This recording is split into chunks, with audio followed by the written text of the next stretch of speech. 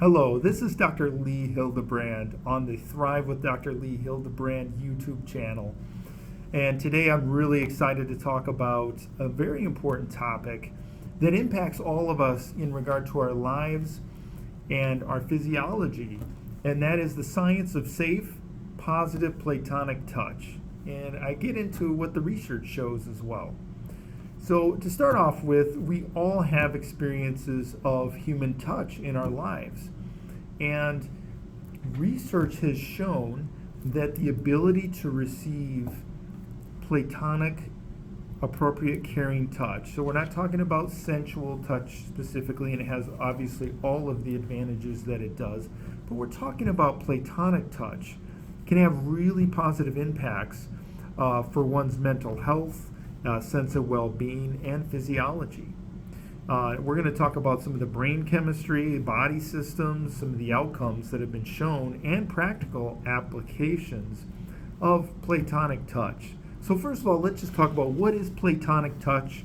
Clearly, this is the kind of touch that it's non-sexual, it's consensual in terms of two people agreeing, obviously, to experience the touch, and it's relationally appropriate for the relationship of the two people, whether that be a brother or sister, or a good friend, or a relative, or some kind of a supportive, appropriate touch from a healthcare provider in a situation. And everyday examples can be a hug from a friend. This could be a supportive hand on the shoulder in a situation that one needs some encouragement. And clearly, we want to contrast this with situations where it's non-consensual. In other words, everybody gets to decide who touches them and in what capacity, or somehow culturally inappropriate in a situation. And we have to have awareness about that. Now let's talk about the neuroscience and the hormonal science as it relates to Platonic touch. Platonic touch literally changes our neurochemistry. First of all, oxytocin is released, and studies have shown that affectionate touch increases the neurochemical oxytocin, and it decreases cortisol in our bodies. And cortisol is a stress hormone, and in daily life situations, cortisol can really create a stress on the body. And in research, it showed that participants are reporting that have reported more touch in their lives, or Platonic touch, had a higher happiness and lower stress biomarkers in research that had been done. In addition, physiological markers are important, and touch has been demonstrated in lab research to increase salivary antioxidant capacity, so that's in the mouth, salivary, and oxytocin. And this suggests an overall biological calming effect. And this is beyond just the subjective feeling of like, oh, she's giving me a supportive touch, or, oh, this is a nice hug from my friend. There's literally a physiological sense of calming that happens in the nervous system. Now, brain regions involved include areas tied to reward and emotional regulation in the orbitofrontal cortex. And this is consistent in research with experimental neurobiology research, which indicates these brain regions are stimulated by touch. So a key takeaway from neuroscience is that touch engages both the emotional and the physiological systems in our body to create positive results. Now let's take a look at some further research. There was a meta-analytics evidence that there are broad health effects related to touch. There was a major study that came out a couple of years ago, and it was a systematic review. Now, when you look at a meta-analysis, what that means is it looks across a whole range of studies. It's not just one study, but it is a systematic review of multiple studies. And the meta-analysis included 13,000 people across 137 studies. And this study showed that there were significant mental health benefits to Platonic supportive touch. This included reducing depression, settling down states of anxiety, and lowering subjective stress. And there are also physical health effects that happen with touch. One of those is reducing pain, promoting better weight gain in newborns, and improving regulation of hormones like cortisol. We talked about cortisol earlier. It's a stress hormone, and the ideal is to have the least amount of cortisol in our system as possible. So notably, human touch is showing in this meta-analysis that there are much stronger health benefits and mental health benefits than, for instance, the touch of a robot with newborns. And there's certain research that's shown that there is some benefit from the touch of like a stuffed animal or something of that nature, but it's not the same as human to human.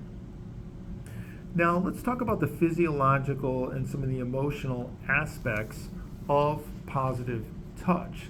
Now, an important aspect to note is that in regard to stress, as I noted earlier, there is a specific reducing of stress in the body. And there's almost like a buffering effect. And studies have indicated that affectionate contact is tied to reduced momentary anxiety and just overall perception of burden in everyday life. So it's been shown in research that it reduces a sense of overall burden. Now, some of this seems like it's rather common sense for a lot of people that enjoy being able to give supportive touch to one another, to family members, to friends, to people that they're there to support. But it is interesting to see how this is supported by research. Further, there's research that showed that there's higher frequency of a sense of belonging and self-esteem with those that experience appropriate touch. This includes a sense of body satisfaction and relational satisfaction in adults. Now, there's many studies, including older studies, that indicate that attachment is crucial for infants, and there's been a lot of research on the importance of early touch in a person's life that can lead to supports of emotional regulation. In other words, even an infant or a baby's ability to regulate oneself can be greatly enhanced through touch. Now let's talk about overall physical health as it relates to Platonic touch and lifespan effects. Now, in older adults, there have been population studies that link frequent touch with lower inflammation in their bodies and better physiological health markers over time. Furthermore, there's been research that's shown blood pressure and sleep are positively impacted by Platonic touch, including higher quality of sleep in individuals. And research on relationships and recovery indicates that positive physical contact can reduce stress responses and help healing responses in regard to recovery both from physical ailments and emotional ailments in people. So these supportive interactions, which include supportive physical touch, are having an impact for people in regard to their healing process. So let's talk about some of the nuances here in regard to Platonic touch that are important. And the first of those is consent. Consent is very important. It's fundamental.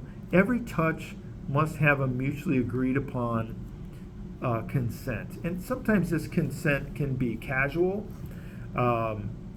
Somebody might go like this to offer a hug and then just see how the other person responds. So it's really important to have awareness about that and make sure that in situations involving Platonic touch that there's consent in regard to that. And then there's some cultural norms that can differ across cultures. Some cultures, as you know, they get together and whoever it is, they'll kiss on both cheeks. Other cultures have a little bit more distance in regard to people. So it's really important to have an overall sense of what culture would dictate in regard to the norms of touch. And then in addition to that, it's important to know a person's history in terms of potential issues like trauma. So safe touch, it's got to be respectful of a person's histories. Now, interestingly, in situations with trauma, there's a book called The Body Keeps the Score. And it talks about the way that we hold trauma in ourselves physiologically. And appropriate, safe physical touch has been shown to have positive impacts in the right context with the healing of trauma and some of that stress and trauma response that's in the body.